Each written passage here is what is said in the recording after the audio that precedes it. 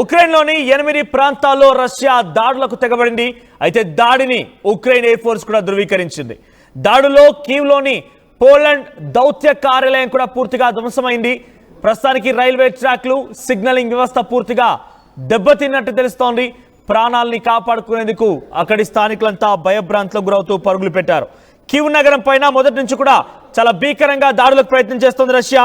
ఎట్టి పరిస్థితుల్లో వెనక్కి తగ్గకుండా కీవ్ నగరాన్ని టార్గెట్ గా ఆ దాడులు కొనసాగిస్తూ ఉంది. సో కీవ్ నగరమే ప్రస్తుతం రష్యా టార్గెట్ గా ఉంది. కీవ్ నగరం దాదాపుగా ధ్వంసమైంది. 538 డ్రోన్లు, 11 మిసైల్స్. ఈ విషయాన్ని రష్యా అక్కడ ఉక్రెయిన్ ఎయిర్ ఫోర్స్ కూడా ధృవీకరించింది. సో చాలా భీకరంగా దాడులు కొనసాగుతున్నాయి. రష్యా ఉక్రెయిన్ యుద్ధం ఇప్పటితో ఆగేలా కనిపించడం లేదు.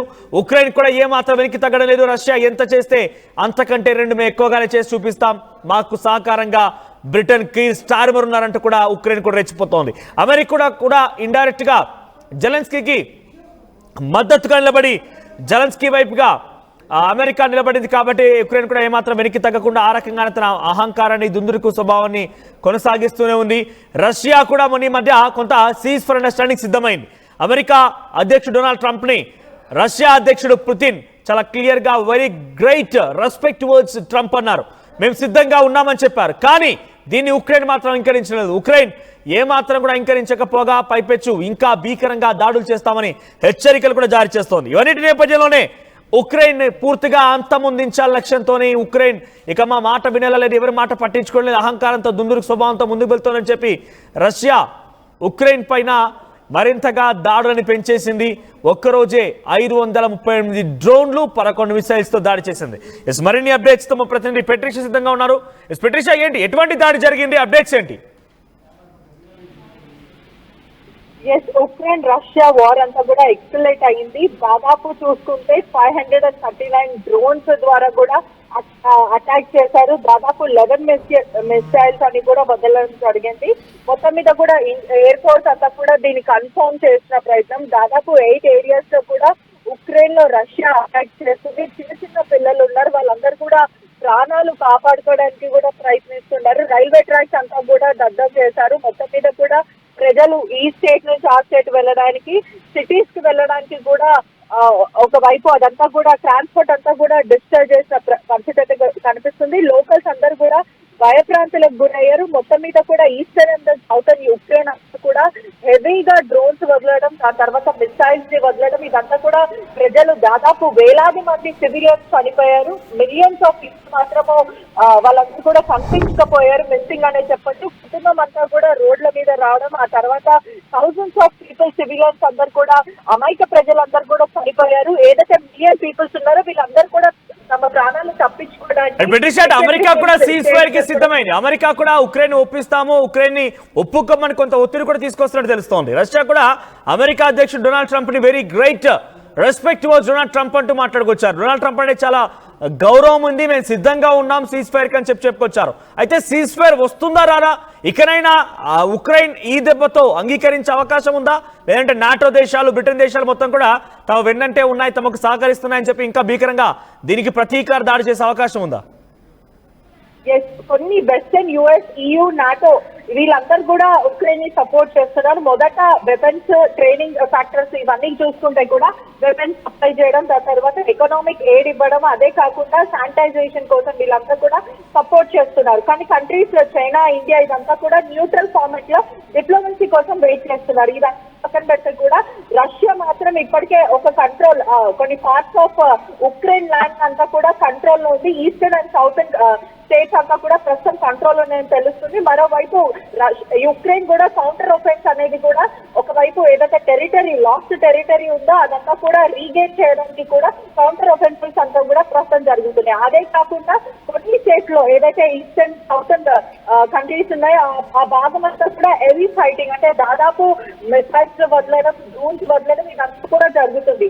ఒకవైపు పీస్ ఫైట్ జరుగుతుందా లేదా అనే టాక్స్ మాత్రం, పీస్ టాక్స్ ఎంత జరుగుతున్నప్పటికీ కూడా సామరస్యంగా మాట్లాడుకుందామంటూ కూడా నిపుణులు వాళ్ళకి చెప్పినప్పటికీ కూడా both the sides blame game నడుస్తుందనే చెప్పొచ్చు. అంటే ఎక్కడ కూడా సామరస్యంగా మాట్లాడుకోవడానికి, సీజ్ ఫైర్ చేయడానికి, పీస్ టాక్స్ అనేది కూడా ప్రస్తుతం జరగట్లేదు. అంటే కరెంట్ పొజిషన్ చూసుకుంటే కూడా ఇదే జరుగుతుంది. అంటే రెండు వైపుల నుంచి కూడా యుఎస్ కానీ EU కానీ నాటో ఇవన్నీ కూడా సామరస్యంగా మాట్లాడడానికి ప్రయత్నించినప్పటికీ కూడా అస్సలు తగ్గట్లేదు, రష్యా కూడా తగ్గట్లేదు అన్న విషయం అయితే ప్రస్తుతం తెలుస్తుంది. కానీ దీని వల్ల చాలా ఇంపాక్ట్ అంటే మ్యాసివ్ డిస్ట్రాక్షన్స్ ఆఫ్ సిటీస్, ఏదైతే పలు సిటీస్ ఉన్నాయో ఇవంతా కూడా డిస్ట్రాక్ట్ మొత్తం అయిపోవడం, అదే కాకుండా థౌసండ్స్ ఆఫ్ సివిలియన్స్ చనిపోవడము, ఎకనామిక్ మరియు హ్యుమానిటేరియన్ క్రైసిస్ అయితే ప్రస్తుతం ఉక్రెయిన్ లో జరుగుతుంది.